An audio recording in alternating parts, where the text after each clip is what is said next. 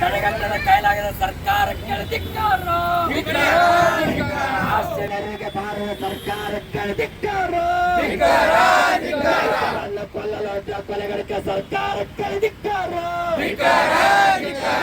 ಕಲ್ಯಾಣ ಕರ್ನಾಟಕದಲ್ಲಿ ಅದು ಸ್ಪೆಷಲಿ ನಮ್ಮ ಕಲಬುರಗಿ ಜಿಲ್ಲೆಯಲ್ಲಿ ಅತಿವೃಷ್ಟಿಯಿಂದ ಏನು ಮುಂಗಾರು ಮಳೆ ಸಂಪೂರ್ಣ ನಾಶವಾಗಿದೆ. ಇದಕ್ಕೆ ಪರಿಹಾರ ಕೊಡಬೇಕಂತಕ್ಕಂಥ ಜಿಲ್ಲಾಡಳಿತ ಮತ್ತೆ ರಾಜ್ಯ ಸರ್ಕಾರ ಸಂಪೂರ್ಣ ವಿಫಲ ಆಗಿದೆ.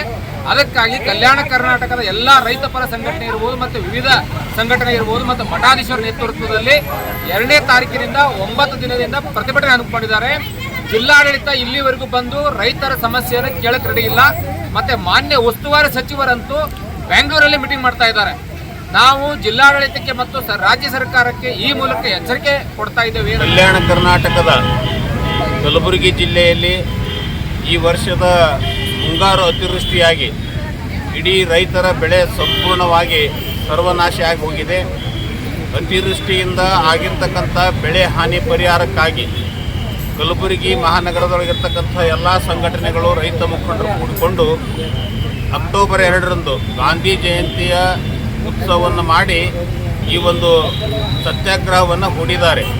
ಇವತ್ತಿಗೆ 9 ದಿವಸಗಳಲ್ಲಿ ಪಾದಾರ್ಪಣೆಗೊಂಡಿರ್ತಕ್ಕಂಥ ಈ ಸತ್ಯಾಗ್ರಹ ಇದುವರೆಗೆ ಜಿಲ್ಲಾಡಳಿತ ಯಾವ ವಿಚಾರವನ್ನು ಮಾಡಿಲ್ಲ. ಬಹುತೇಕ ರೈತರ ಮೇಲೆ ಎಷ್ಟು ಕಾಳಜಿ ಇದೆ ಅನ್ನುವಂಥದ್ದನ್ನು ಈ ಕಾಂಗ್ರೆಸ್ ಸರ್ಕಾರ ಎಷ್ಟು ಮಟ್ಟಿಗೆ ಕಾಳಜಿ ಇದೆ ಅನ್ನುವಂಥದ್ದನ್ನು ಎತ್ತಿ ತೋರಿಸುತ್ತದೆ. ಅಂಥದ್ರೊಳಗೆ ಯಾವ ಸರ್ಕಾರದ ನಮ್ಮ ರಾಜ್ಯದ ಮುಖ್ಯಮಂತ್ರಿಗಳಾಗಿರ್ತಕ್ಕಂಥ ಸಿದ್ದರಾಮಯ್ಯನವರು ಕೆಲವು ದಿವಸಗಳ ಹಿಂದೆ ಹೆಲಿಪ್ಯಾಡಿನೊಳಗೆ ಬಂದು ಈ ಕಲ್ಯಾಣ ಕರ್ನಾಟಕದ ಕಲಬುರಗಿ ಜಿಲ್ಲೆಯಲ್ಲಿ ಒಂದಿಷ್ಟು ಬೆಳೆ ಹಾನಿಯನ್ನು ಸಮೀಕ್ಷೆಯನ್ನು ಮಾಡಿದರು. ಸಮೀಕ್ಷೆ ಮಾಡಬೇಕಾಗಿತ್ತು ಅಂತ ತಿಳ್ಕೊಂಡು ಕೇಳಿದರೆ ಹೆಲಿಪ್ಯಾಡಿನೊಳಗೆ ಕೂತು ಸಮೀಕ್ಷೆ ಮಾಡಿದರೆ ಗೊತ್ತಾಗಂಗಿಲ್ಲ. ಅದು ರೈತರ ಹೊಲಗಳಿಗೆ ಹೋಗಬೇಕು, ಅಲ್ಲಿ ಕೆಸರನ್ನು ತುಳಿಬೇಕು. ಅಂಥ ಸಂದರ್ಭದೊಳಗೆ ಎಷ್ಟು ಬೆಳೆ ಹಾನಿಯಾಗಿದೆ, ಎಷ್ಟು ಮಳೆ ಬಂದಿದೆ ಅನ್ನುವಂಥದ್ದನ್ನು ಸಮೀಕ್ಷೆಯಾಗಿ ಬರ್ತದೆ. ಇವರು ಬರೀ ಹೆಲಿಪ್ಯಾಡಿನೊಳಗೆ ಸುಮ್ಮನೆ ವಿಶೇಷ ಕಲ್ಯಾಣ ಕರ್ನಾಟಕ ಭಾಗದಲ್ಲಿ ಮತ್ತು ವಿಶೇಷವಾಗಿ ಕಲಬುರಗಿಯಲ್ಲಿ ಏನು ಮಳೆ ಜಾಸ್ತಿ ಆಗಿ ಬೆಳೆ ಹಾನಿ ಆಗಿರುವ ಒಂದು ವಿಷಯವನ್ನು ಇಟ್ಕೊಂಡು ಏನು ಪ್ರತಿಭಟನೆಗಳನ್ನು ಮಾಡ್ತಾ ಇದ್ದಾರೆ.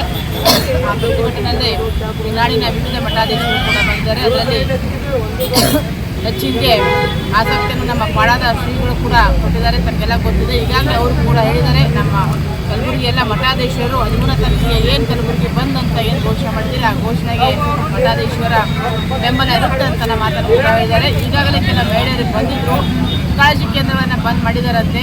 ನಾನು ಜಿಲ್ಲಾಧಿಕಾರಿಗಳು ಮನವಿ ಮಾಡ್ಕೊತೇನೆ, ಕಲಬುರಗಿಯಲ್ಲಿ ಇದ್ದಂಥ ಎಲ್ಲ ಜಿಲ್ಲಾ ಏನು ಗೌರ್ಮೆಂಟ್ ಆಫೀಸ್ಗಳಿದ್ದಾವೆ ಅವೆಲ್ಲ ಆಫೀಸ್ಗಳನ್ನು ತಾವು ಹೊರಗಡೆ ಹಾಕಿ ಆ ಆಫೀಸ್ಗಳಲ್ಲಿ ಅಲ್ಲಿಯ ಮಹಿಳೆಯರಿಗೆ ಮತ್ತು ಆ ರೈತರಿಗೆ ಉಳ್ಕೊಳ್ಳಿಕ್ಕೆ ಅವಕಾಶ ಮಾಡಿಕೊಡ್ರಿ. ಒಂದು ಇಲ್ಲ ಅಂತಂದ್ರೆ ಆ ಕಾಳಜಿ ಕೇಂದ್ರಗಳಿಗೆ ಹೋಗಿ ಗಮನ ಕೊಟ್ಟು ಅವರಿಗೆ ತೊಂದರೆ ಆಗದಂತೆ ನೋಡ್ಕೊಳ್ಳಿ ಅಂತ ನಮ್ಮ ಮಾತನ್ನು ಕೂಡ ಈ ಸಂದರ್ಭದಲ್ಲಿ ಹೇಳ್ತಾ, ಈ ಹೋರಾಟ ಯಾವುದೇ ಪಕ್ಷಾತೀತವಾಗಿ ಮತ್ತು ಜಾತ್ಯತೀತವಾಗಿ ಇರೋದ್ರಿಂದ ಎಲ್ಲ ಸಮಾಜದ ಮುಖಂಡರು ಮತ್ತು ಮಠಾಧೀಶರನ್ನು ಕೂಡ ಬಂದು ಇದಕ್ಕೆ ಬೆಂಬಲನ ಸೂಚಿಸಬೇಕು ಅಂತ ನಾನು ತಮ್ಮ ಮಾಧ್ಯಮದ ಮುಖಾಂತರ ಹೇಳ್ತಾ